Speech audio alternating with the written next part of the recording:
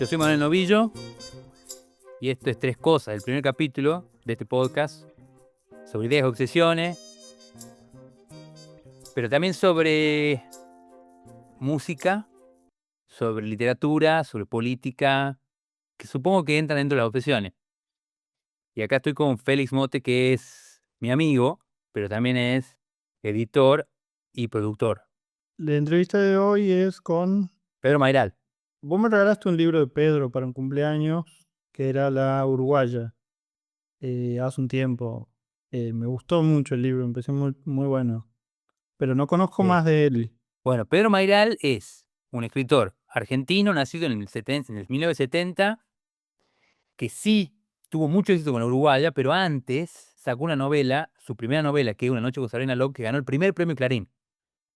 Y en el jurado estaba Bioy Casares, y estaba creo que Augusto Roa Bastos y alguien más, no me acuerdo, tres tipos muy importantes.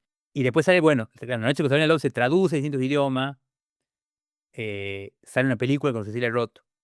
Sí, me Él acuerdo. por bastante tiempo no saca novela, y después saca dos novelas más, eh, que son El año del desierto y Salvatierra. Saca cuentos, saca bastante poesía, y en el 2016 saca La Uruguaya.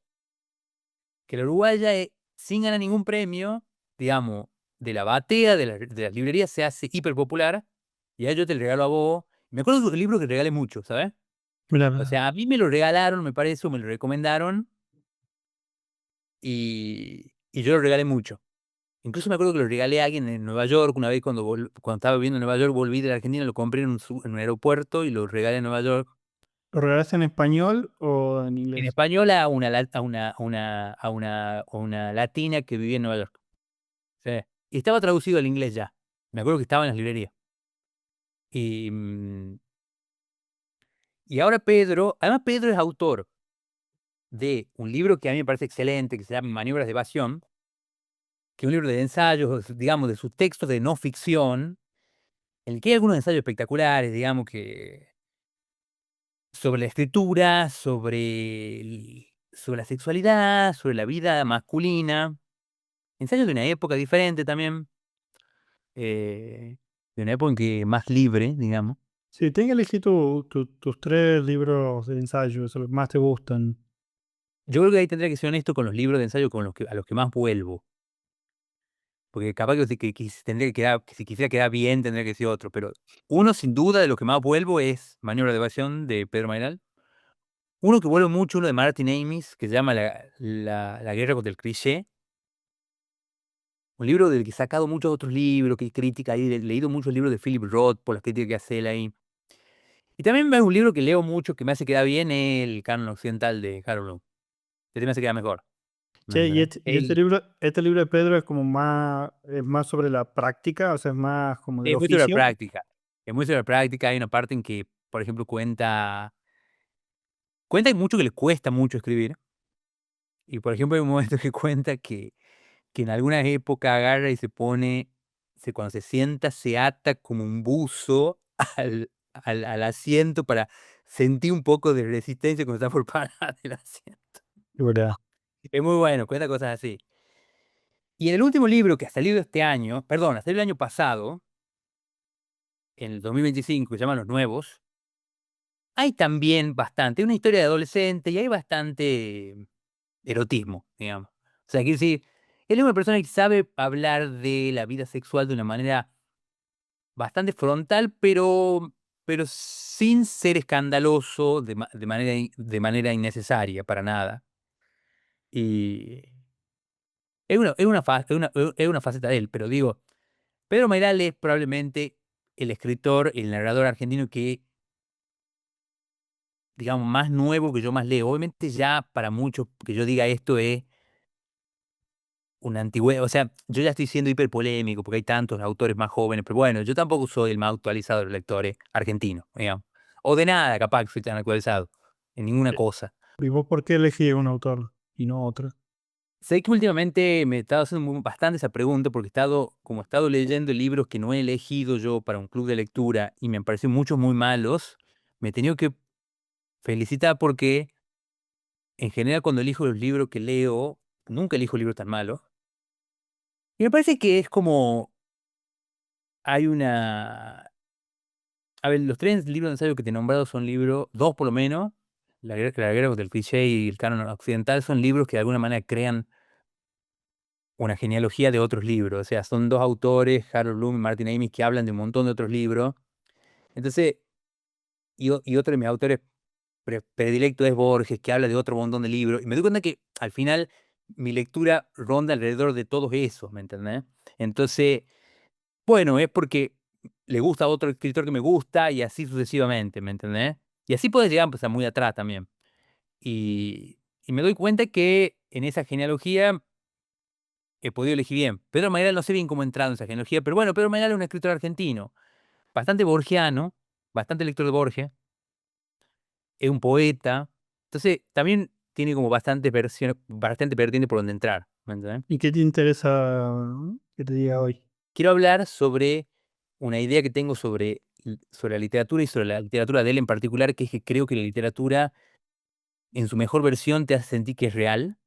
Y después me gustaría preguntar un par de cosas sobre el oficio, o sea, sobre cómo escribe, sobre cómo, sobre qué significa para él no estar escribiendo, si le molesta. Me gustaría también saber, algo que me gustaría mucho saber es qué significa escribir después de tener mucho éxito. Él es un escritor que ha tenido mucho éxito. O sea, en ese sentido es como mi lujo hablar con él. Pero bueno, a la vez también yo lo he conocido a Pedro una vez en Tucumán y me quedó muy bien personalmente. Así que tengo ganas de hablar con él porque tengo ganas de hablar con él también. Mira, tengo una teoría que te quiero tirar y que vos me digas qué pensás sobre tu literatura, pero me parece que en realidad es una teoría sobre literatura en general, en realidad. Claro, como suele pasar. Como suele pasar. Yo creo, sé que creo, yo sé que la uruguaya no es tu vida. Y estoy seguro de que mucha gente en algún sentido cree que es. Y en algún sentido me parece que algo parecido pasa con Porno Soneto. Tengo la sensación de que hay algo clave en eso. Y creo que no es solamente el éxito de la uruguaya, depende de eso. Casi que es como el máximo halago, que alguien crea que lo que vos estás diciendo es verdad. Es como Orson Welles hizo la producción de la Guerra de los Mundos. Tengo la sensación de que hay un punto, obviamente que la palabra verdad puesta entre comillas, no sé bien qué quiere decir, pero hay algo, no solamente pasa en Uruguay, pasa en los pornos, en cierta medida pasa en los nuevos, que es que hay algo que si uno siente que vos estás hablando de la verdad. Sí. Y Wow. no sé vos cómo te llevas con eso. O sea, no sé si te estoy diciendo algo que te resuena o no te resuena. Sí, sí, sí, me resuena mucho, me interpela porque me parece un gran tema ese. El otro día Martín Prieto hablaba de este libro de Cecilia Pavón, justo que lo tengo acá. Se llama Diario de una persona inventada. Es la poesía reunida de Cecilia Pavón. Mm. Y hablaba de eso, de qué es esa persona inventada, ¿viste? Martín Prieto decía en esa clase em, que a él le gustaba esa persona inventada por Cecilia Pavón. Es un personaje Sí. con el que te sentís identificado y Bien. en el caso de los poemas de Cecilia Pavón es como Sí. una poeta que habla, por ejemplo, de que viajaba en una época a festivales literarios, viene la pandemia y ahora su aventura es ir al supermercado a las 8 de la mañana. Sí. En vez de estar en los free shops de los aeropuertos, deambula entre las góndolas, hay unos tipos que la miran. Qué buena. Y entonces está ese personaje, Sí. ese personaje, que es una poeta, pero no es Cecilia Pavón, es un personaje que ella arma ahí, pero con el que te sentís muy cerca. Creo que tenés razón en que tanto en la uruguaya como en los sonetos hay un personaje, ¿viste? En el caso de los pornosonetos es un tipo medio loser, pero a la vez como que está festejando la Sí. sexualidad, ¿no? En el caso de la uruguaya, bueno, es ese tipo que, que tiene un hijo, que está casado, que se siente Sí. atrapado en ese matrimonio y se quiere vivir una aventura y no le sale, ¿no? Yo creo que eso en cierta medida es muy clave en los libros. Es difícil de fabricar porque Sí. para hacerlo necesitas em, como realmente poner una parte de vos. Sí. Eh, Sí. tenés que decomisarte en una parte de tu vida y animarte también a ir para otro lado.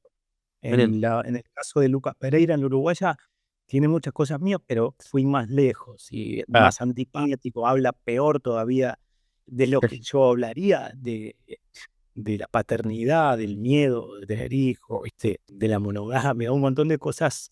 Se va claro. para un lado muy incorrecto, pero que a mí me parecía que es el personaje inventado, ¿viste? Ahora, para que tenga esa chispa de vitalidad, inevitablemente tenés que meterle cosas de tu propia cosecha, inventar, haces un Frankenstein. Hay algo que Jonathan Franzen dice que es casi literalmente lo que estás diciendo vos, que como que hay que meterse muy profundo dentro de uno para sacar algo que al final sea bastante, que sea diferente. Sí, y una cosa que termina siendo un poquito universal. O sea que no es mirarte el ombligo, sino mirarte la ombliguez, como no sé cómo De una. explicarte. Es como mirarte con lupa en lo humano, sí, en las particularidades, sí, pero en Bien. lo humano que hay en eso, en la condición humana que hay en eso, y esa especie de poner la lupa en algo tan pequeño provoca bueno, que vas a un lugar que es casi Claro. biológico, de comportamiento humano, digamos. Bien. Eh, es interesante porque intenté juntar todos mis poemas en una poesía reunida Ah, y no se entiende bien quién bien. es esa, para usar la expresión de Cecilia Pavón. En mi caso, ¿quién es esa persona inventada?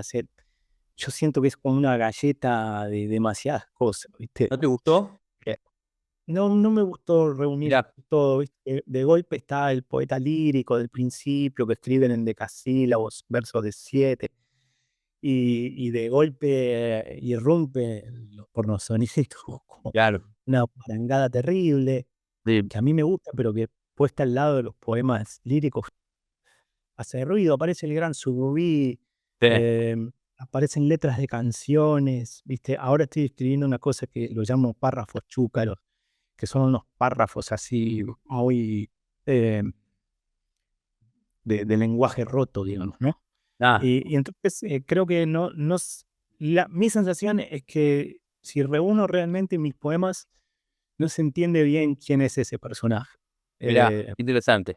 Te pregunto una cosa, ¿qué sentiste en los nuevos con respecto a eso? A mí me pareció una novela muy creíble y en algún sentido me parece que es una novela como incluso quizá probablemente más madura y muy potente en un punto, quiero decir.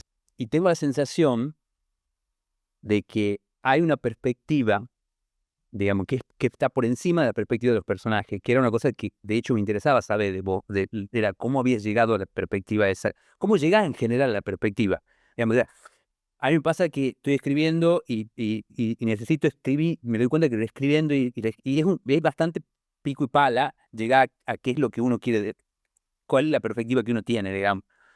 Sí. Eh, Porque no es solamente el personaje, en realidad es algo más, porque vos acá en los nuevos hablas justamente de una de las cosas más llamativas de la novela, es la libertad narrativa que tiene, digamos. O sea, que hay muchos puntos de Sí. vista, pero lo mismo, de todas maneras, todo el tiempo uno siente que está hablando una misma voz. Que- Interesante eso. A ¿Me pesar de entendés? que sean tres personajes y todo, hay. Totalmente, totalmente. Uno siente que está hablando Pedro Mairal. Que ahora que cuando vos me decís que a veces tenés que llevarlo un poco más lejos de donde lo llevás, yo, por ejemplo, sentí que la novela me terminó pareciendo una novela hacia el final, y esto es una pregunta que tengo, fuerte y un poco depresiva sobre los adultos y la relación con los jóvenes, ¿sabes? O sea, Sí. es que yo estoy por tener mi primer hijo, ahora, adentro en marzo, y tengo, Mirá, que bien. de Ya bueno, está. y mi Un mujer, terremoto de felicidad. sí, mi mujer tiene un hijo de 10 que está por cumplir 11. Y hubo algo muy fuerte para mí en la cosa, en ese sentido, de los jóvenes como siendo medio perseguidos por los padres, digamos, que me pareció como muy Sí. fuerte. No sé si cómo lo sentí, cómo lo vivís vos a eso. Está buenísimo. Usaste la palabra perspectiva ahí, ¿no? Y me parece que una de las cosas que estoy viendo, después de dar como no sé cuántas entrevistas sobre el libro, te digo, Cualquiera. sigo aprendiendo cosas de lo que dicen del libro, ¿viste? Entonces, entiendo que hay algo que son unos adultos muy horribles en Sí, general, digo. Eh, pero porque están mirados desde esa perspectiva. Es como si sí, el hijo de Lucas Pereira, del uruguayo, hubiera crecido sí. y lo mira el padre con un desprecio total. Esos padres así que no sueltan, ¿viste? Que no aflojan, que siguen queriendo estar en el medio del boludeo de la selección Sí, ¿no? Medio nómada, una. ¿viste? Vivo un poco acá, un poco allá. eh, Unos especies de adolescentes eternos, pero que ya tienen 50 años, ¿no? Sí. Entonces, había algo de esa perspectiva me interesaba. Ah, Cómo se ven esos adultos desde esa perspectiva y se ven casi como en los dibujitos animados cuando aparecen los padres de la rodilla para abajo nomás, ¿viste? En Jerry, por ejemplo, aparecían, los padres aparecen de la rodilla para abajo nada más. Son docentes que andan por ahí medio despreciables y me interesaba esa perspectiva, cómo te ven los de 20, ¿viste? claro. Y a la vez hay un plano y contraplano, porque yo soy un cincuentón en la edad de los padres, pero también estoy abrevando un poco en cómo fueron mis años, cuando mis 20 Claro, años en los 90, ¿no? claro. No sé si coincidís conmigo, pero no son, no hice un estudio etnográfico de los jóvenes de 20 años de hoy día. La novela no es eso, Está bien, son medio anacrónicos, ¿viste? Que totalmente. tienen, o sea, una cualidad medio atemporal, ¿no? ¿Sabes qué? No, total, absolutamente. Y eso me parece que es, bueno, con lo que estábamos diciendo en realidad, ¿no? O sea, sobre lo que la vuelve un poco más bien universal. Le introduzcamos un poco a los nuevos, pero, o sea, lo nuevo es esta historia coral de tres adolescentes, un poco de tres amigos, digamos, que viven unos momentos como bastante bisagras de su vida, digamos. Sí. Y los tres tienen relaciones complejas con los padres. Eh, pero empieza con, la primera historia es la historia de que también en ese sentido me tocó a mí, que es justamente la historia del adolescente que tiene un hermano más chico, digamos, bastante más chico. Sí.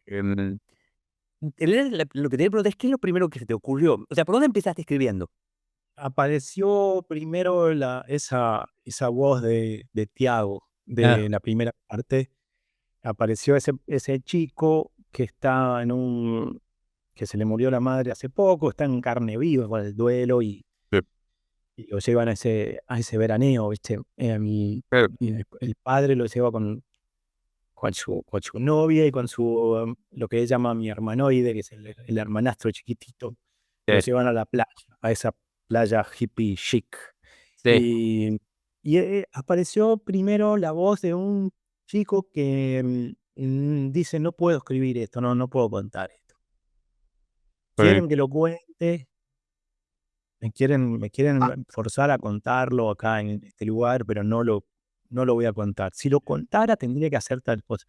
Eso me encantó, ese truco que lo permite la literatura, que es muy lindo, que es hablar de lo no dicho. sí, La literatura es muy buena para el silencio, ¿viste?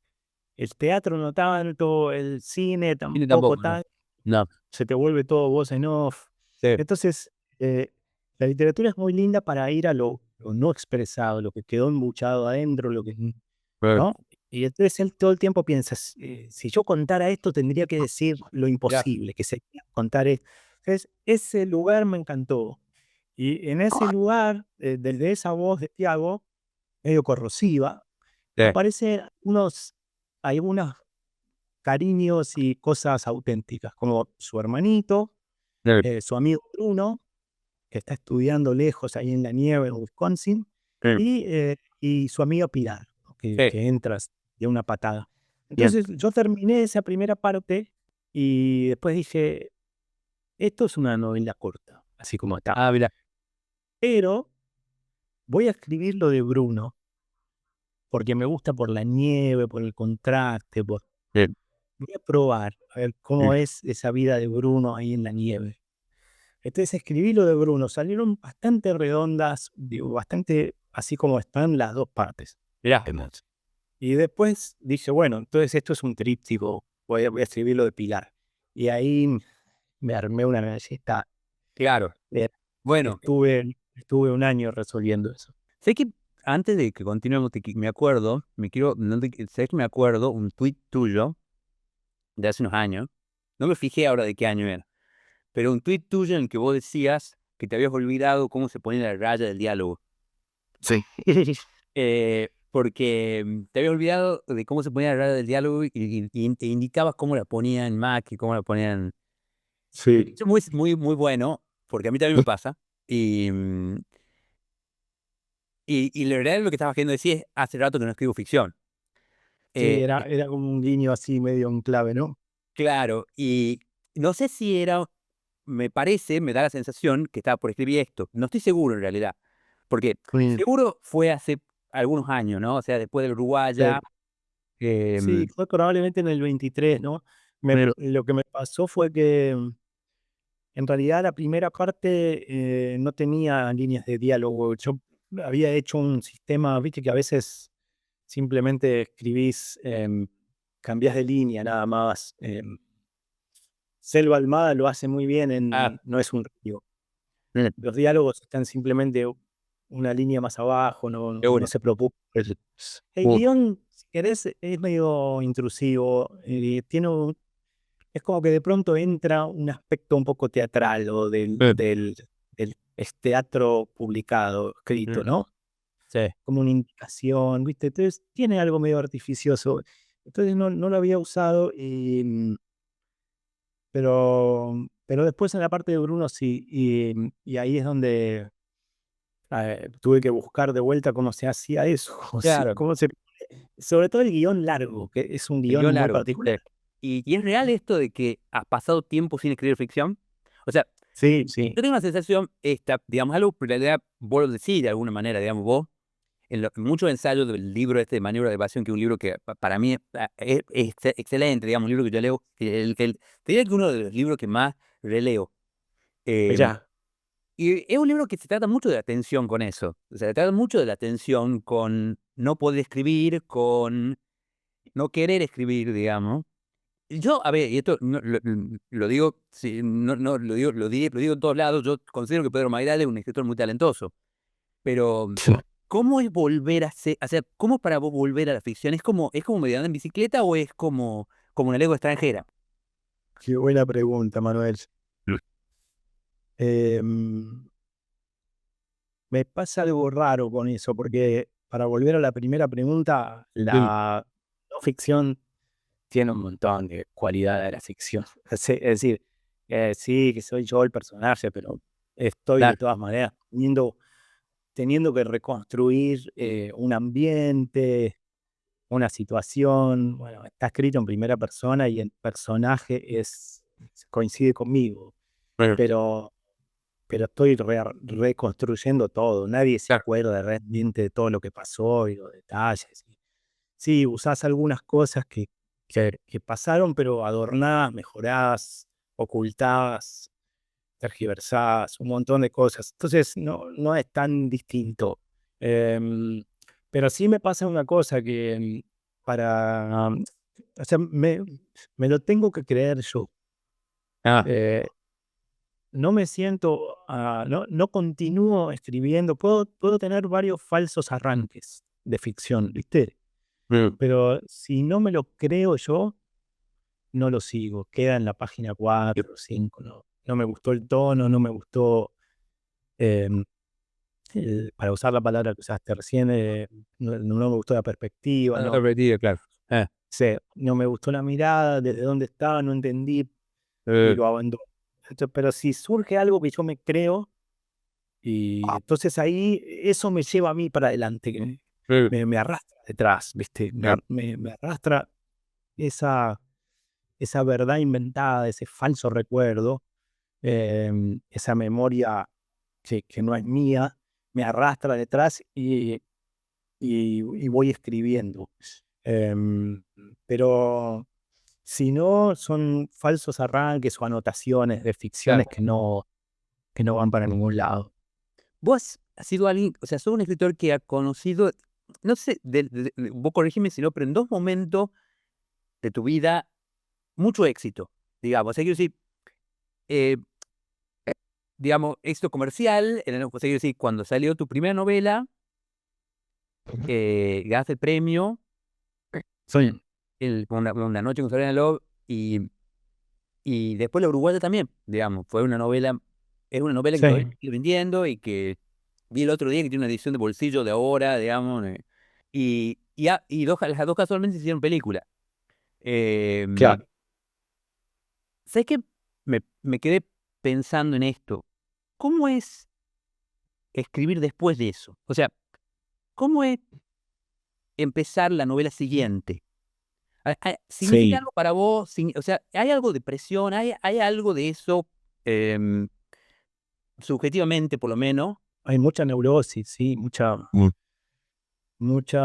sobre todo me parece que una autoexigencia, temor a no a escribir algo que no esté a la altura, no porque consideres que quedó muy alta la vara, sino porque te da la sensación de que hay mucha expectativa, ¿viste? Entonces, ¿qué le voy a dar a esta expectativa que quedó con esto? ¿Qué voy a ofrecer? Y entonces, cuando escribí Una noche con Sabrina Love, salió la película, me publicaron en Anagrama en España, ¿viste? Se empezó a traducir el libro. Y fue como que me decían, bueno, ahora sos un escritor latinoamericano, ¿viste? Yo tenía 28 años. Claro. Ahora dale, escribite otra de estas. Y yo me quedé mudo, novelísticamente. Me De puse a vuelta. escribir mis poemas, mis cuentos. Entonces yo tengo siempre mis maniobras de evasión para usar Claro. ese título que inventó Leila, ¿no? De Sí. Riego. Bien. Tengo mi manera de escaparme a esa exigencia, esa presión, que en realidad es mucho más autoexigencia que exigencia externa, porque nadie está realmente mirando el reloj para que vos te sientes a escribir. O sea, podés pasar 20 años que no pasa nada. Sí.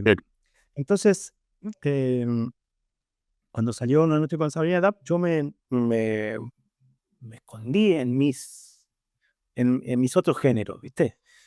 Cuentos, me puse a escribir los cuentos muy temprano, Sí. poemas. em, y, y tardé 7 años en publicar una novela. Ahí salió El año del desierto. Por la mitad escribí Salvatierra, pero no se la mostré a nadie.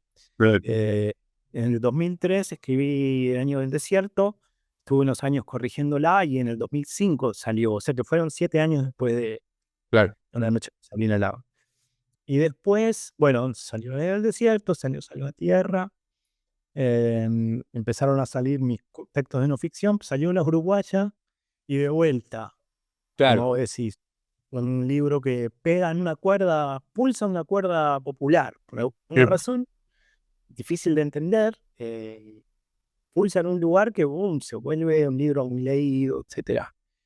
Sí, se me pegó un poco todo el personaje, me costó sacármelo de encima y yo creo que lo que funcionó como una especie de destapador fue la película. Ah, ¿sí? Mirá. Me sacó de encima la historia, yo la solté.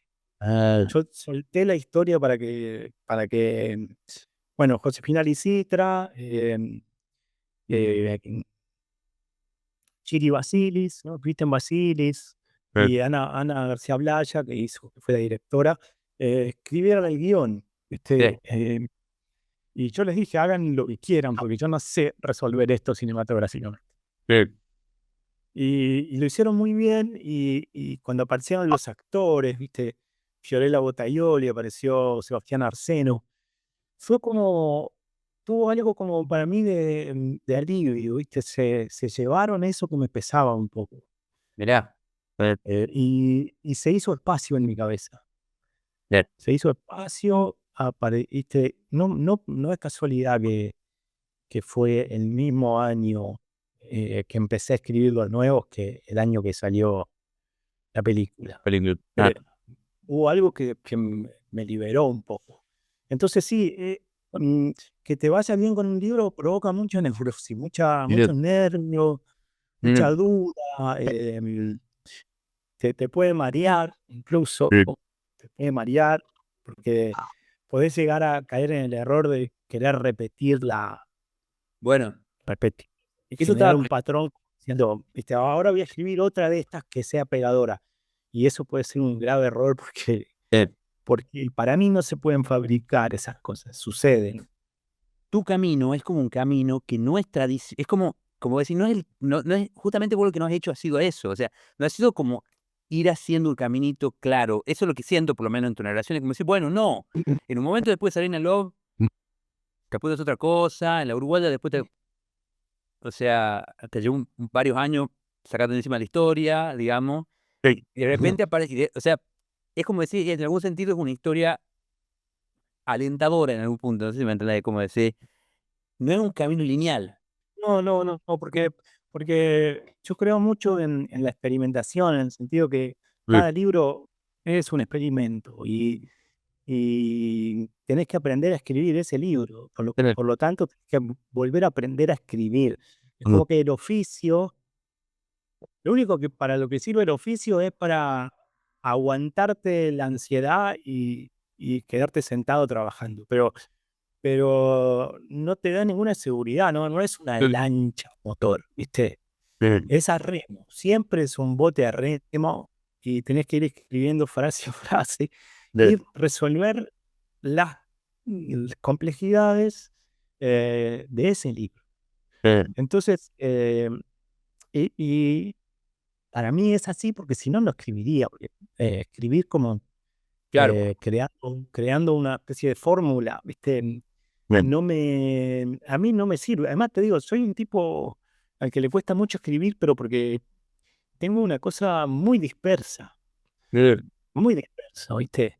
Toda ya, esta gran atomización de mis géneros sí, literarios distintos tiene que ver con mi dispersión. Entonces, si yo no tengo algo que realmente me llame la atención y decir, epa, me está gustando esto, voy a probar esto por primera vez, nunca hice este tipo de libro, no escribiría porque necesito que algo me mantenga muy claro, vinculado a eso. Entonces sí, cada libro es una exploración, cada libro es una exploración y entonces es un caminito muy particular que voy haciendo. Y creo que eso es lindo de ver en los distintos autores. ¿Viste? Cuando te gusta un autor, ir viendo qué sí, fue publicado, ¿no? Y ese camino es muy particular, que no coincide en general con el orden en que ni el que publicó ni el que vos lo lees. claro, claro, ¿Viste? El caminito que vos te haces leyendo al autor es otra cosa claro, también. totalmente. ¿Sabes qué? No, eso que acaba de decir, el oficio lo único que te enseña, o sea, claro, lo único que te enseña es a quedarte sentado, digamos. No, a no pensar que la estás arruinando, ¿viste? Claro, Porque vos tenés una idea que parece genial y te sentás a escribir y le decís, qué torpeza, cómo estoy arruinando esto. Pero claro, el oficio es decir, me voy a quedar y voy a ver qué sale. No sale todo lo que me imaginaba, está qué bueno, saliendo otra cosa. qué bueno, Voy a ir para ese lado, ¿viste? claro. Eh, creo que sí, por ahí para cada uno es algo distinto el oficio, ¿no? Pero Ah, sí, sí, para mí creo que es eso, ¿no? estoy de acuerdo, no, tengo la sensación de que yo lo, lo vivo de una manera muy parecida, es como decirte, yo no siento nunca que tengo dictado qué es lo que tengo que tiene que decir la próxima frase, pero Claro. además me parece que también lo que vos destaca lo que destaca bien esa forma de decirlo es, bueno, volvé mañana también, ¿entendés? Claro. Em, Sí. capaz que hoy no, pero bueno, mañana volvé y Sí. intentá de nuevo, Claro. o Está sea, bueno eso, como una especie de esperanza en que volver a sentarte va a replantear algunas cosas, lo vas a consultar con la almohada también, ahí, y aparte de eso, ¿no? Claro. sí, a mí me funciona en general, digamos, quiero decir eso, pero Algo se resuelve, viste que a sí, veces la cabeza resuelve cosas de una manera que no tiene que ver con la razón. Sí. No sabes lo que me costó resolver la tercera parte del libro. Estuve un año golpeándome la cabeza contra el teclado diciendo, ¿cómo escribo esto? ¿Viste? ¿Sabes qué te iba? Con- Quiero tocar algo sobre la tercera parte del libro, ya que estamos. Dale. Porque la tercera parte del libro es una narración muy experimental, digamos, por decirlo de alguna manera, no sé si muy experimental, pero es claramente la más experimental del libro, y Sí, probablemente la cosa más experimental que vos has escrito como narrador, ¿no?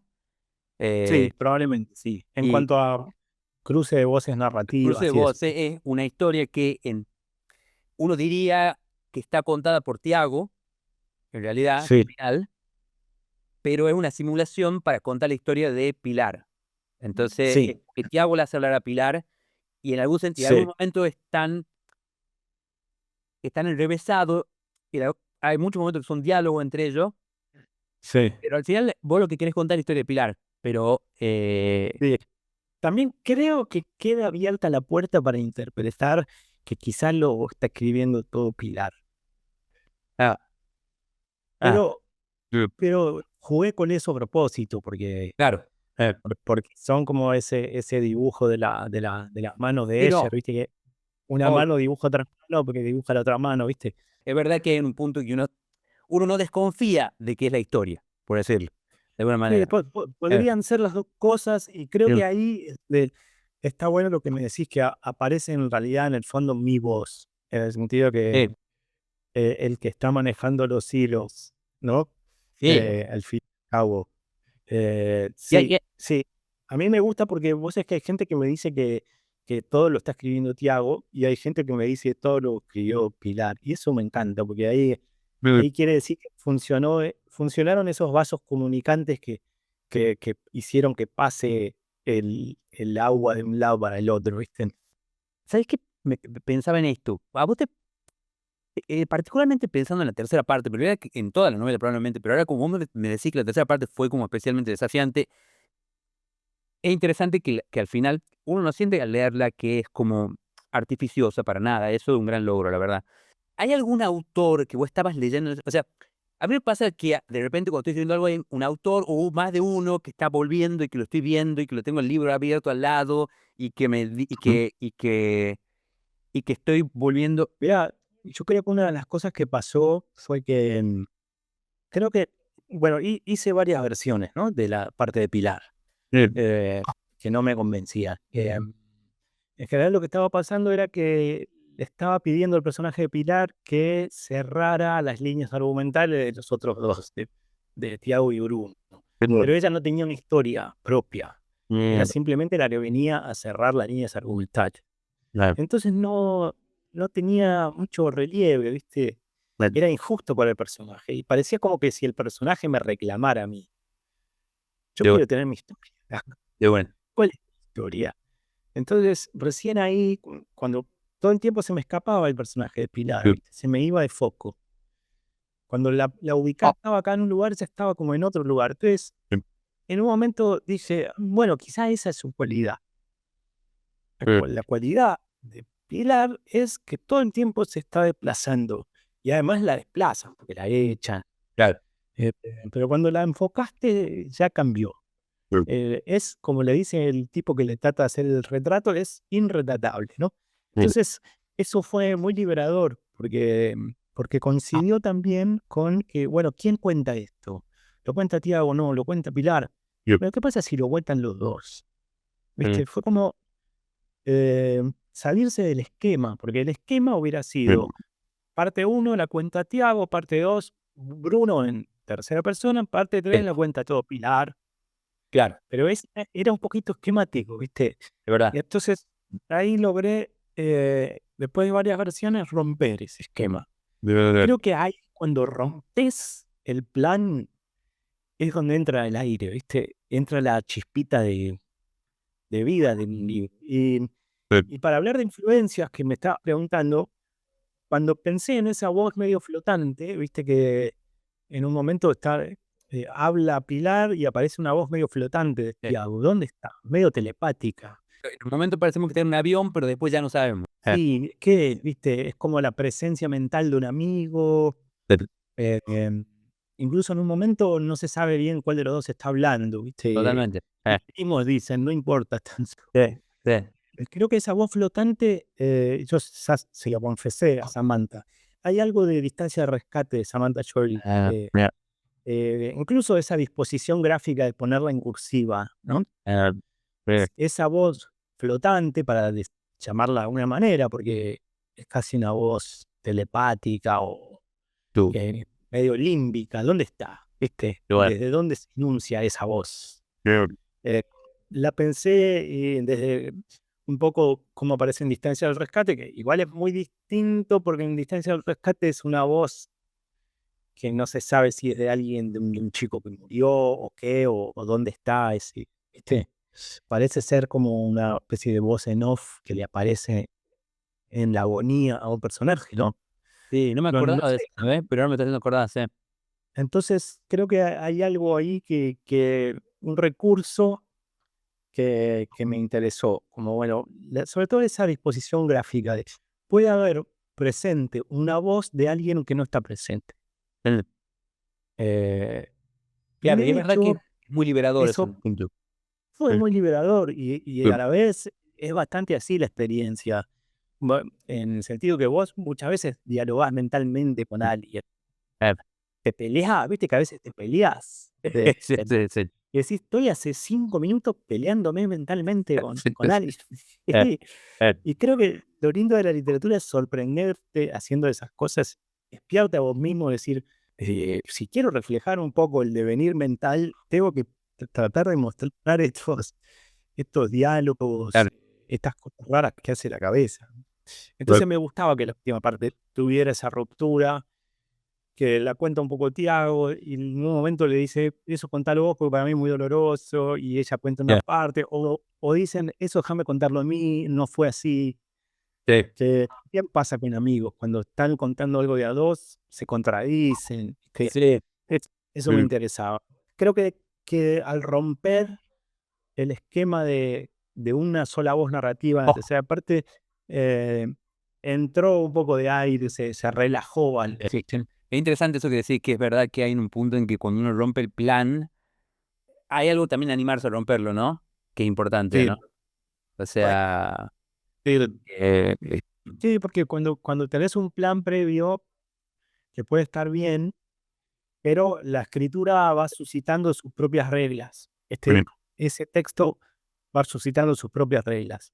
Entonces, suponete el cuento del sur de Borges, ¿no? sí, Esto es una intuición, mm, pero uno sospecha que quizá Borges pensó que el cuento terminaba con el duelo a cuchillo. Con el duelo y que lo acuchillan a Dalman y muere, ¿no? sí, Pero probablemente, no lo sabemos, pero probablemente Borges al llegar a ese momento mm, se dio cuenta que no hacía falta. Un tipo que no sabe manejar un cuchillo sale con un cuchillo a pelearse afuera del almacén, lo van a churar sin duda. sí, Entonces, mira con Dalman, acaso, dices, empuña el cuchillo que acaso no sabrá manejar y sale a la llanura. Probablemente ahí hubo de una, Borges no un plan previo, no, entiendo. no lo sabemos, pero lo estoy usando de ejemplo para ver cómo al escribir un texto que premeditaste, Mm, ese texto provoca sus propias reglas. Y hay algo totalmente. que se subentiende, hay algo que se puede omitir y es más lindo que quede omitido, Mm, hay algo que habías pensado no poner, pero tenés que ponerlo para que se entienda. Hasta que no mm, te sentás a escribir, no podés resolver todo. totalmente. No se puede resolver todo. Las cosas se resuelven haciéndolas en la escritura, ¿viste? ¿Vos tenés alguien que te lea mientras estás escribiendo? ¿Sabés qué? Me gusta mucho lo leía Murakami, cuenta que él le da de esposa. Y Sí. que, me gustó mucho la anécdota porque dice que le da a la esposa y la esposa cuando le, re- le, mm, le critica una parte, muchas veces él le discute y le dice que no está de acuerdo, pero igual la reescribe, aunque la haya discutido. Pero que no le da ¿A dónde cuenta esto? en ese libro que se llama, de que le han puesto en español de qué hablo cuando hablo de escribir. Qué bueno, sí, sí. Sí, tengo pendiente esa lectura porque me han hablado muy bien. Sí, Está buenísimo el me libro. Está buenísimo me ese libro. siento muy identificado con eso porque me pasa lo mismo. Mi mujer, Inés, es muy buena lectora, Ah, gran lectora. No escribe por ahora, no se ha puesto a escribir, pero en mira, cualquier momento, ojalá. mira. Y, y es muy buena lectora y ve esas cosas que estaban medio sueltas, ¿viste? Que vos decís, por ahí zafa. Eh, Sí, y señala es que sí, no, yo sabía, ¿viste? sí. Y efectivamente, a veces te peleás, decís, pero no, pero esto, pero después revisás, porque por algo apareció esa Por algo parecido. observación. Sí, por algo apareció esa observación, algo hizo ruido ahí. Entonces, me parece que hay que valorar siempre muchísimo la gente que te hace esa primera lectura, ¿viste? Durante un tiempo me leía gente, amigos del taller literario, que fue en los 90. Eh, ese grupo quedó muy consolidado, nos seguimos viendo y a veces nos pasamos manuscritos, anillados. Después confío en mis editoras, Mercedes Huiralde, ¿viste? Em, en este caso también hubo una lectura de Ana Soldevila, de la editorial de Destino en España. Ah, Eh, Le di a leer la parte mexicana a Miriam Vidriales, que es editora de México. mira. Le di a leer la parte de Bruno, todo lo del campus universitario a Pablo Otonelo, que fue profesor en la Sí, Universidad de Chicago. Entonces, me hizo muy buenas observaciones sobre la vida en el campus y, por ejemplo, cosas como la nieve, ¿viste? sí, Las máquinas de nieve, para sacar nieve. sí, Em, Así que sí, en general, en cada libro, bueno, siempre confío mucho en la lectura de Inés, sí, mi mujer, confío mucho en la lectura de Mercedes Wilales, en claro. Planeta, y después elijo algunos Sí, lectores medio azarosos que van a saber más que mí, más que yo sobre algún tema, que claro. estoy tratando de libro. Es una instancia muy importante esa, saber escuchar qué te dicen. Sí, Estar abierto, porque si te emperrás, te claro. peleas con todo el mundo. Sí, es como que está, uno está así, ¿no? En algún punto, ¿no? Cuando manda así. ¿Está el Sí, libro? No. ¿no? Y además, viste, estaba viendo hace poco que Quentin Tarantino escribe el guión y te invita a su casa, al actor, y te lo hace leer adelante de él y te observa cada reacción que tenés. Es agotador, Claro, ¿viste? claro. Agotador. Yo las veces que me he quedado al lado de Inés mientras lee para ver, me dijo, rajá de acá, salí de acá. Claro, claro, claro, claro. Sí, porque vos querés ver todas las cositas que metiste, si funcionan, Sí, sí. pero tenés que soltar y dejar Sí, que suceda la lectura sin tu presencia, ¿viste? es hay una Dios. cosa que a mí me llamó la atención de la novela, el uso del teléfono celular. Sí. Me parece, ¿sabes qué? Hace poco Ah, he escrito justamente, he leído 2 novelas contemporáneas, digamos, que me han parecido malas, y ah, 2 cosas que me pareció llamativamente malas era que ocurrían en un mundo contemporáneo donde había celular, pero por alguna razón totalmente inverosímil y no explicado, los personajes no tenían celular. Y es muy raro, era muy sí, raro y muy torpe, digamos. sí. Y yo tengo la sensación de que, a ver, ¿por qué? Pensándolo en los nuevos, vos tiene particularmente importancia porque justamente cuando los personajes no tienen teléfono celular, está muy claro por qué no lo tienen. O sea, porque están en la lobería o porque no tienen un mango, eh, y, Sí, y tengo la sensación de que esta torpeza de no poner el teléfono celular está relacionado con querer contar una historia de desconexión que no sabes bien cómo contarla. No sé, o sea, no sé bien cómo te has llevado con la... No sé si hay algo que te has preguntado mucho o no, la relación con cómo usiste el teléfono celular. Sí, sí, me lo pregunto mucho porque por un lado el celular arruina toda la narrativa, digamos, Mm. ¿no? Viste que hay un relato de Cassiari muy bueno que dice, bueno, pensemos la literatura con el celular, ¿viste? Entonces, Julieta le manda a Romeo un mensaje diciéndole, me voy a hacer la muerta, no te preocupes.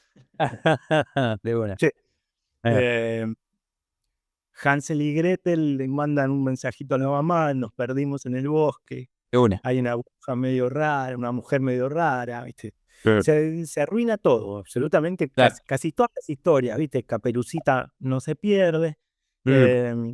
etcétera. ¿Cómo hacer para que el celular, que es una tecnología de comunicación muy fuerte, no te arruine las historias? Bueno, tratar de usarlo a tu favor. Mm. Entonces, creo que esta tecnología evidencia un montón de cuestiones, digamos, saca para afuera un montón de cosas emocionales que le están pasando al personaje, ¿no? Mm. Entonces, en un momento, Bruno graba un mensaje, pero lo borra. Sí. Eso me parece buenísimo, como casi te diría como consigna de escritura. O sea, Claro. un personaje graba un mensaje y lo borra. Y después lo graba de vuelta totalmente distinto y va hacia él, hacia ese lugar, digamos. Dice, viste, no sé, como que si un tipo dijera, voy a ir para allá, los voy a cagar a todos a patadas, van a ver lo que va a hacer, prepárense, lo borra. Sí. Y dice, bueno, estoy yendo para allá. Está, quedás prendado ahí, ¿viste? Sí. Entonces, hay que aprovechar, me parece, la manera en que en el celular afloran un montón de cosas, de conducta, de búsquedas, música, temores, deseos, un montón de cosas aparecen en ese aparatito. Ahora, el cine está teniendo un problema muy grande con eso, porque viste, en la Uruguaya muestran en algunos momentos el celu ahí, cómo aparecen los mensajitos, pero es verdad que en la pantalla horizontal Sí. de golpe se te vuelve una cosita así, bastante inmóvil. El cine está teniendo un problema con eso. Creo que la literatura lo puede asimilar, lo puede asimilar. Es interesante lo que me decís, porque no lo había pensado. Que sí, que ahí a Tiago le retienen el celular en el psiquiátrico este. A Pilar Ellos, en un momento le cierran el cuarto donde está y se queda sin celular, ¿no? toda la Sí. tercera parte de alguna Mm. manera es un poco desconectada, como porque ellos, digamos, por esto, digamos, en gran medida porque ella no lo tiene, porque anda de aquí para allá, porque eh, Y hay algo de jugar a la cosa desenchufada en esa. Casi como un esnovismo, ¿no? Como, bueno, no, acá no vamos a usar celular, pero en ese ambiente, ¿no? claro, claro. Hay una cosa que me parece curiosa, que es que yo pensaba, ¿por qué puse a los personajes en esta época, no? Los Mm. puse en un 2023, ponele, ¿no? Sí. Y a la vez medio anacrónicos, porque quizá tienen más que ver con vivencias mías que con vivencias de gente que tiene la edad de mis hijos, ponele, ¿no? Creo que en parte evité mis jóvenes 20 años en los 90, porque te juro que no me acuerdo cómo Claro. era la vida antes del celular. Wow. O sea, si yo quisiera ahora reconstruir cómo era, Sí, qué ¿verdad? hacía, yo tengo la sensación de que antes del 90 y pico, 90, ponele que habré visto internet por primera vez y a tener un email en el 95, 94, 95. Yo Sí, ya ahí tenía 24, 25 años. sí, bueno. ¿Cómo era mis 20 años? Tengo la sensación de que yo estaba mirando la pared así. O sea, Bueno, supongo que veía mucha televisión, sí, pero no sé qué hacía todo el día. No entiendo mucho, leía, pero me resulta, creo, más difícil reconstruir cómo era la experiencia previa a Internet y a los celulares que inventar un poco, meter un poco a los personajes en una actualidad medio desfasada. A tal punto está entretejido en nuestra vida la tecnología que ya no puedo recordar cómo era. ¿Y sabes qué libro es muy bueno para pensar en este traspaso?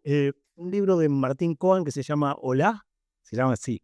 Es, es, Ah, es un libro sobre la muerte del teléfono fijo.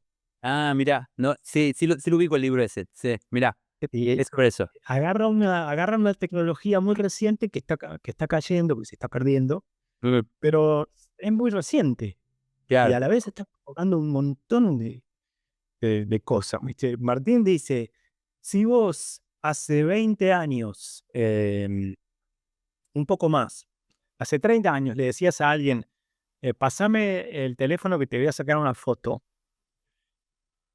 hubiera sido como decirle a alguien, pasame la plancha eh, que tengo que sacarte una foto, o sea, no claro, hubiera tenido ningún sentido la frase, ¿no? sí, mm, sí, Así que bueno, todas esas cosas con respecto al celular, me interesa mucho cómo resuelve la gente eso en su narrativa, cómo resuelve la gente eso en el cine. Viste que las series, por ejemplo, todo el tiempo necesitan presencialidad, entonces el personaje dice, no, no, prefiero contártelo personalmente. es verdad, Entonces, con el timbre, cosas que ya nadie hace. O sí, sea, es verdad. Sí. nadie atraviesa la ciudad para contarle un chisme a otro. O sea, Sí, entonces, lo había visto que aparece dejar un mensaje grabado también. sí, Eh, no digo un mensaje al contestador, que me parece que tiene que ver un poco con que que en Estados Unidos usan menos WhatsApp, capaz. hay algo bastante literario en el mensaje grabado, porque Sí. digo, lo podés transcribir, está la voz, está la voz hablada, o sea, lo coloquial, ¿viste? Es bueno Qué bueno. tomar esa cualidad. Y además se escucha en voz alta, lo tenés que silenciarlo, borrarlo, Es mandarlo. Hay un verdad. montón de cosas que creo que se pueden aprovechar a nivel literario, ¿viste? Hay algo que me parece muy, a ver, que yo siento como demasiado importante en la narración, que es la causalidad. O sea, cuando la causalidad es muy lineal, Sí, es, las cosas no son creíbles, esencialmente, me parece. sí, Yo siento, por ejemplo, para darte un ejemplo, el incendio en los sí, nuevos es una cosa, es una muestra muy magistral de que la causalidad no es lineal. Porque Tiago está haciendo macana, está haciendo esto y aquello, le pasa algo feo, eh, pero al final, o sea, al final es un error, digamos, un accidente, digamos. una Pero uno, boludez casi más provocada por su amiga que por él, ¿no? claro, pero hay en algún lugar de la cabeza que uno también siente, este chango se lo estaba buscando, ¿me entendés? O sea, están las dos Sí, cosas a la vez, sí, ¿me sí, sí, entendés? estaba al borde, estaba al borde. Claro. Digamos, está jugando con fuego todo el tiempo, ¿no? Bien. Eh, y sí, está al borde y creo que lo que me parece que traté de subrayar es que él tiene adentro ese fuego, ¿viste? Una bronca. Sí, es interesante la causalidad, porque yo creo que siempre trato de que aparezca algo medio raro, ¿viste? Como por ejemplo, cuando Bruno se cruza con ese tipo limpiando la universidad que le dice, vení el domingo que tengo un trabajo para vos y termina tocando la banda. Bueno, de Yo creo una. que la vida es muy así. La Exactamente. textura de la experiencia es un poco así, como, Bien. ¿por qué terminé? ¿Cómo terminé acá hoy haciendo esto? Porque me crucé con tal, ¿viste? Mm. Eh, y si vos pensás en tu propia vida y empezás a ver esa línea de causalidades, muchas veces es bastante extraño, tenés que decir cosas raras, ¿no? Lo que pasa es que yo me quería anotar en no sé qué, pero no había lugar. Sí, Entonces me terminé anotando en no sé qué otro curso sí, y eso definió tu vida, porque no había totalmente. lugar, no sé, filosofía y terminaste en letras. Y fue porque un tipo fue media hora antes que vos. Sí, Entonces, me parece que mostrar eso en la narrativa siempre refresca mucho, porque aparece como una especie de golpe de timón rarísimo que tiene que ver con otras energías, ¿viste? De nuevo, un poco también como cambiar un poco el plan, ¿viste? Romper un poco el plan. Claro, lo que pasa es que me parece que ahí hay un punto de lo que hemos hablado al comienzo. ¿Por qué uno investigaría su propia vida para Sí, escribir? Me parece que en gran medida uno la investiga para ver eso, ¿no? Para ver que las sí, causalidades de tu propia vida son así. La versión más obvia sería que el hijo drogadicto tiene un padre drogadicto, ¿me entendés? No es, y nunca es claro, así, por decirte, ¿me entendés? claro. Capaz a veces sí, pero en general no. Y la manera en que aparecen, por ejemplo, los maestros en tu vida, muchas veces es así, ¿viste? No son lineales tampoco. Generalmente no es tanto una cosa de padre hacia hijo, sino que aparece alguien, ¿viste? En el caso de Tiago, aparece este Aguirre, lo conoce medio, es el tipo que cuida a los caballos en el Sí, lugar del berqueo, ¿no?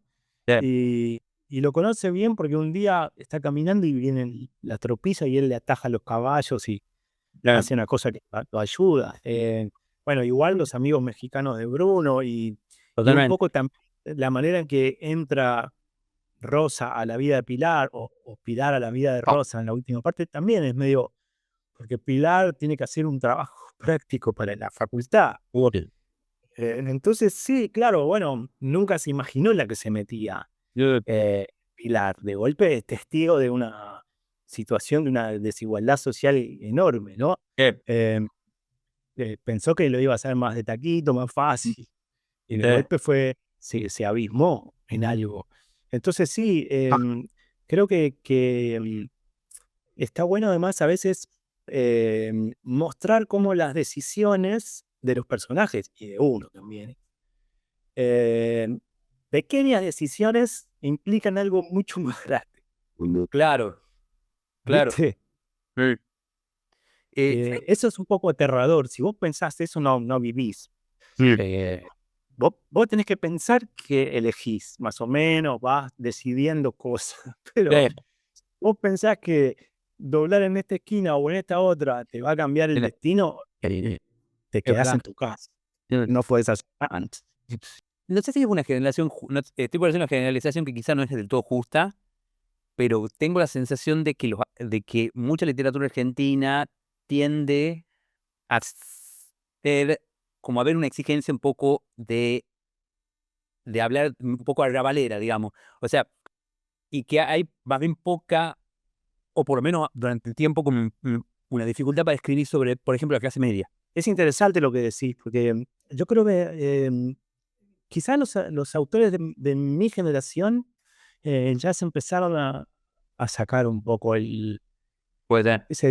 ese disfraz de lumpen, viste, que siento que las generaciones anteriores tenían, ¿no? Sí, sí. Un poco, como siempre, la cosa, como vos decís, medio rabalera, ¿no? Sí, Me parece que si uno toma, ah,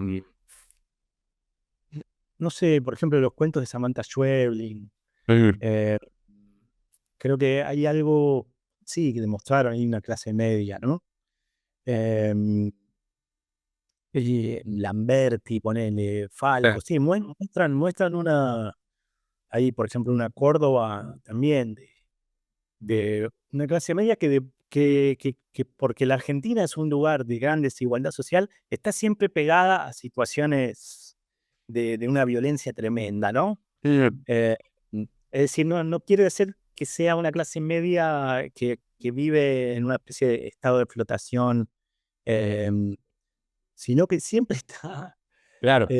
siendo testigo o víctima o victimario de situaciones muy violentas, ¿no? Bien. Me interesa mucho eso, cómo aparece eso en la literatura. Y Sí, me parece que esta generación nueva se sacó un poco sí, ese, ese disfraz, ¿no? sí. Si te fijas, las generaciones anteriores no hablaban mucho del auto, por ejemplo. Mm, Eh, yo lo pensé un poco eso. ¿Cómo aparece el auto en la literatura argentina? ¿Viste? sí, No aparecía mucho el auto. sí, Eh, Porque en general el personaje central de la literatura argentina era el hombre de a pie. ¿Viste? mm, Entonces tenías el Erdosín, el Dalman, un tipo que qué bueno. viaja en tren, Sí. y camina. Sí. En Cortázar aparece el auto cuando se va a Europa. Sí. Si no, no aparece el auto, aparece una moto en La noche boca arriba. Sí. En algunas crónicas de Osvaldo Soriano aparece el auto como algo que se le rompió cuando se le quedó sin batería cuando vuelve de Europa, ¿no? El auto Claro. acá en Buenos Aires. Entonces, pero en general no aparece mucho el auto, Pues, porque no era muy literario, porque es un símbolo muy burgués. bien, Tener el auto en la puerta de tu casa era siempre visto como, bueno, un símbolo burgués de libertad burguesa, de que voy a donde quiero, cuando quiero. de una. No estaba muy inscripto en la literatura argentina, como sí lo está en la literatura norteamericana desde el Claro, principio, ¿viste? Pero claro, si tomás un libro como On the Road, ¿viste? claro. Kerouac es el auto. Sí. Entonces, creo que eso cambió, eso cambió. Me parece que empezó a aparecer, sí, esa... Me parece interesante, yo lo veo como algo positivo, me alegra que vos también lo, digamos, positivo en qué sentido. Digo, pareciera como que uno, no sé, nos cuesta hablar de la clase social. Bueno, en realidad, no, digamos, no debería haber problema de hablar de clase social, en el sentido de que no es que uno está silenciando nada, digamos, pero más bien es como que no te estás permitiendo contar ciertas historias, ¿no? Que, que vale la pena Sí, contarse, digamos, ¿no? exacto. Sí. Y hay una incomodidad siempre y que es muy interesante para narrar, ¿viste? Claro. Me parece siempre muy interesante eso. Me acuerdo de una mujer que había venido a mi taller literario y contaba una historia de una patrona y la mucama. Sí. La patrona la encontraba robando, la Todo. descubría robando y la llevaba en su auto de vuelta a su casa, pero ya echada, digamos. La llevaba en Bueno. el auto. Y la recibía allá en una casa así en la periferia, el hijo de la mucama que había logrado convertirse en, creo que farmacéutico, eh, mm, gracias a la patrona que era mostrada desde la perspectiva de esta persona, era muy buena. ¿Viste? Está bien. Entonces, hacía un poco de ruido el relato. Bien. Sí. Entonces, yo le dije, está muy bien, pero me interesa mucho que ahora escribas todo esto desde la perspectiva de ese hijo de la mucama. Bien.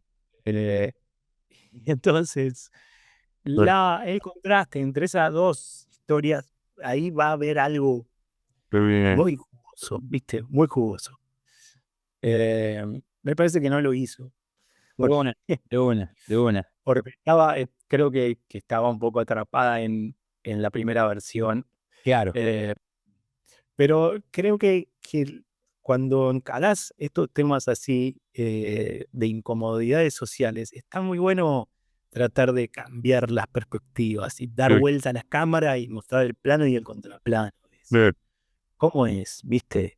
En la situación de una gente que está medio flotante, así. eh, ¿Y cómo es el contraplano de eso? ¿No? ¿Quién está limpiando esa casa? claro, ¿Sabés qué versión me encanta? Eh, Roma de Cuarón, la de una, película. sí, Cómo está mostrada esa Navidad en ya, esa especie de finca o estancia, sí, eh, y cómo la empleada en un momento la llaman las amigas y se bajan una escalera incluso, porque la diferencia social está mostrada con un de una, nada, con una pendiente. El desnivel social es el desnivel de esa escalera que bajan. Arriba están la gente con plata, entre animales embalsamados de cacería, ¿viste? sí, sí, sí, Bailando, poniendo música. Y abajo están los animales vivos, los patos, los perritos, de una, las gallinas, yo, y están poniendo otra música. yo, Eh, Qué bien que estaba esa escena, es sí, increíble. Yo la uso mucho para mostrar eso, como mira, eh, animarse a, cuando vas a contar una escena, poner la cosa incómoda. Un poco la plata, se nota la plata, no se nota la plata. ¿Qué no está saliendo en el plano? ¿Viste? ¿Quién no salió?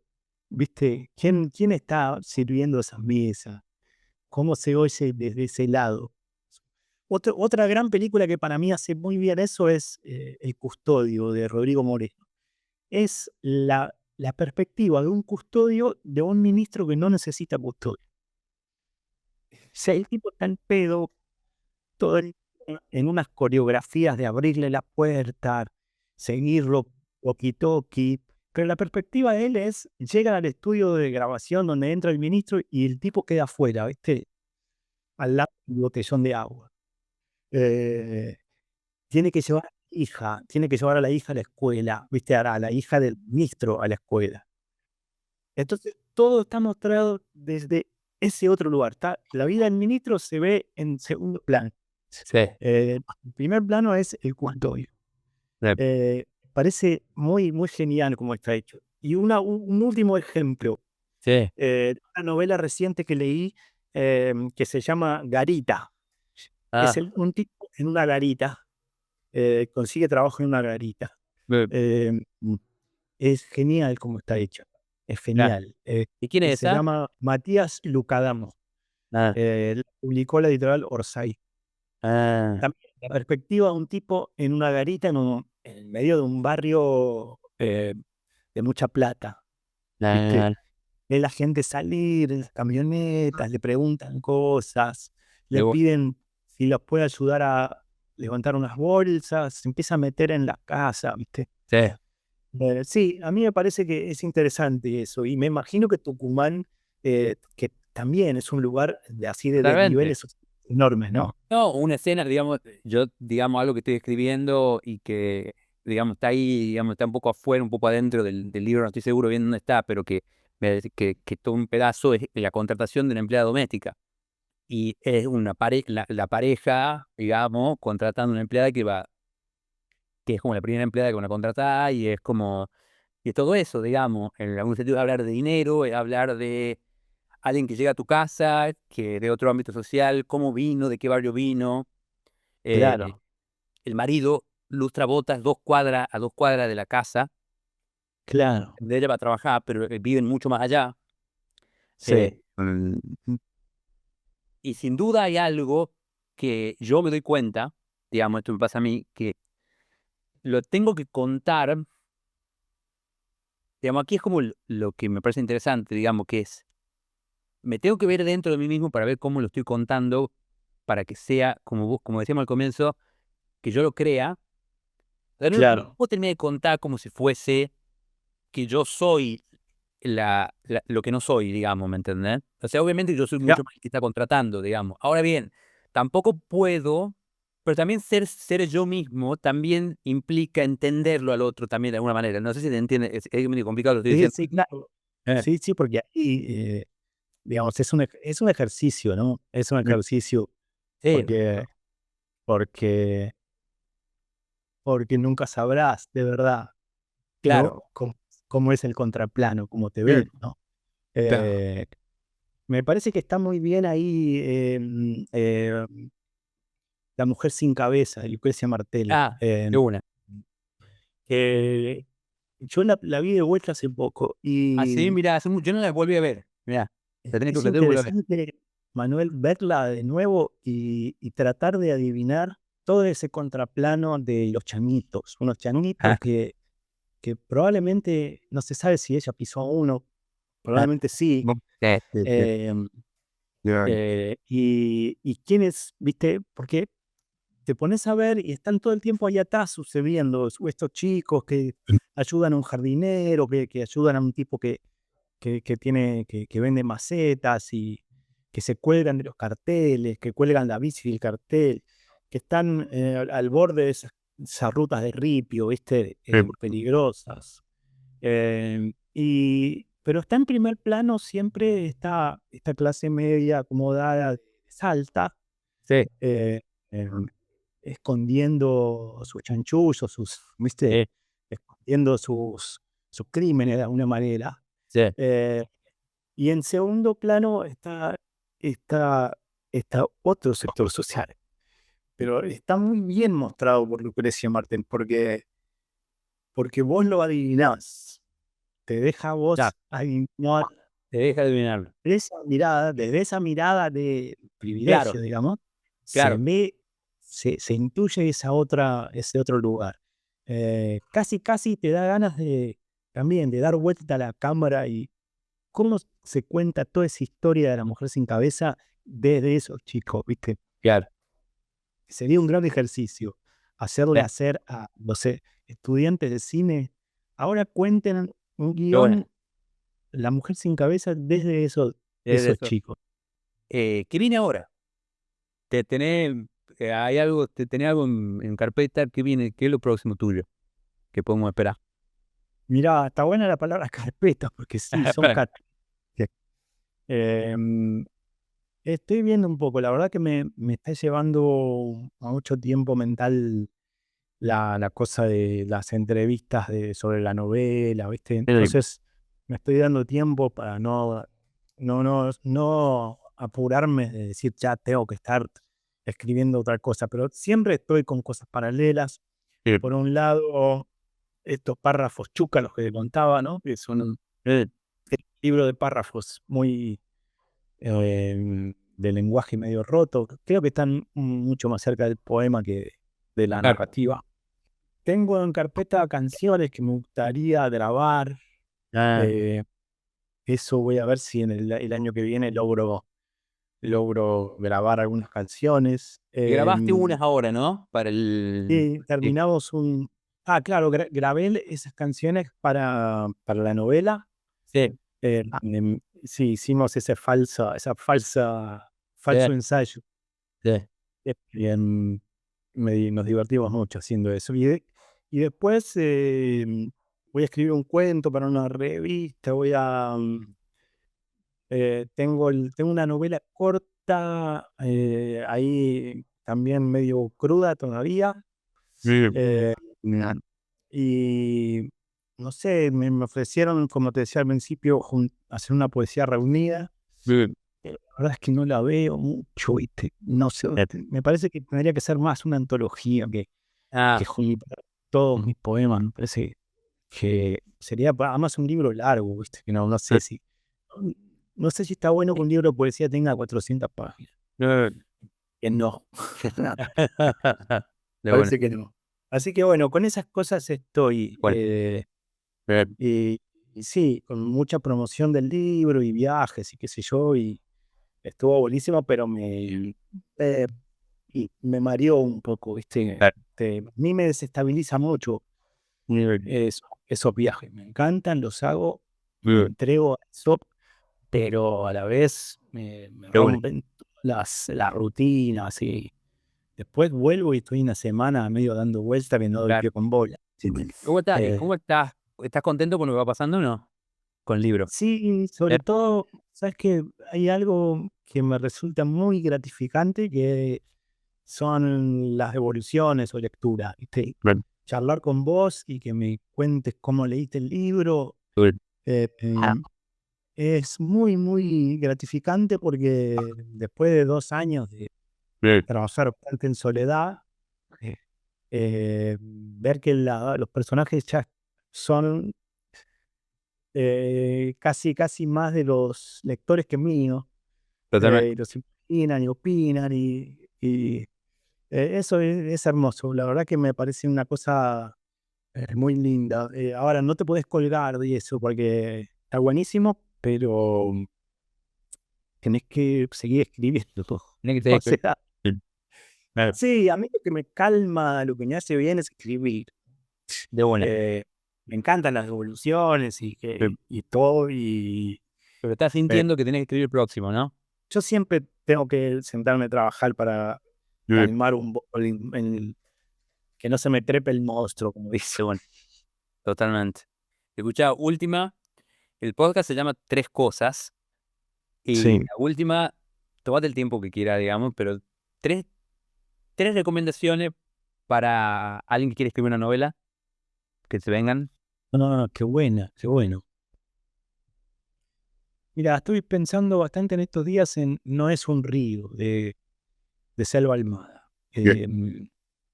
Hay algo ahí de... Primero, que no sé si habrás notado que en los últimos años lo que era el eje central de la literatura argentina siempre pasaba por Buenos Aires, se empezó a desplazar, por suerte. Entonces empezaron a aparecer escrituras de distintas provincias, cosa que me alegra mucho, porque la centralización porteña es muy asfixiante para la Argentina. Entonces aparecen Falco, Lamberti de Córdoba, aparece Selva Almada de Entre Ríos, aparece Mariana Clos, ¿no? De Misiones, es decir, empiezan a aparecer literaturas de otros lugares. Y No es un río, es una novela que muestra Entre Ríos, los varones en Entre Ríos, la violencia, la zapada, ¿viste? Los tipos que van a pescar, que le pegan un tiro a una mantarraya, no se termina ahí, ¿viste? Esa cosa de gente tomando alcohol, manejando rápido, chicas en situaciones muy vulnerables, ¿viste? Entre estos tipos borrachos. Está buenísima la novela para mostrar una Argentina que no tiene nada que ver con Buenos Aires. Bueno, me iría para el lado de la poesía también, ¿no? Qué buena. Sí, me parece que recomendar poesía para como una manera de verle el borde al lenguaje, ¿viste? Entonces ahí recomendaría algunos poemas de Lo que encuentre alguien de César Vallejo. Mira. Me parece que ahí hay algo donde es como llegar hasta el borde, tocar el horizonte un poco, ¿viste? Lo que hizo Vallejo. Llegó hasta un lugar rompiendo el lenguaje que la realidad se pone rarísima. Y te hace ver que en realidad la experiencia humana tiene momentos muy raros, por fuera de la lógica diurna del lenguaje narrativo, informativo. A veces experiencias raras, las intoxicaciones, los sueños, la locura, Claro. la infancia. Hay un montón de situaciones donde el lenguaje, para describirlas hay que ir para un lado muy raro con el lenguaje. Y creo que la poesía logra hacer eso. Entonces, me parece que ahí César Vallejo, bueno, ponele si querés, Poemas Humanos de César Vallejo. Bueno, claro. Selva Almada, Poemas Humanos, otro libro más, un tercero. ¿Un tercero? Bueno, y ya que hablo de poesía y no ficción, poesía y ficción, me iría para uno de no ficción. A ver. Me iría para Una historia sencilla de Leila Guerriero. Mira. Que escribe sobre un festival de malambo. Qué bueno. Que sucede, creo que en la Borde. No me acuerdo bien si ese es el apellido del bailarín, no me acuerdo. Bueno, la cosa es que sigue a un tipo durante toda la final de este festival de malambo.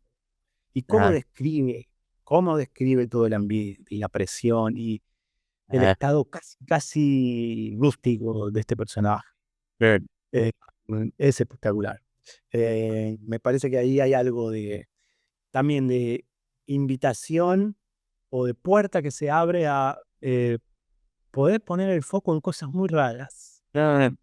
Están todo el tiempo sucediendo en la Argentina y podés escribir algo muy interesante. De buena. ¿Viste? Si realmente te pones, seguís con empeño, ahí vas, te bancás que te miren mal. Sí, súper Podés llegar a hacer una crónica interesante de cosas que suceden en Argentina, personajes, ¿no? Claro. Entonces creo que con esos 3 libros... De buena. Pedro, un placer, hermano. Muchísimas gracias, Manuel, por esta charla. Y bueno, la seguimos. Ojalá presencial en algún momento allá por tu lugar. Ojalá.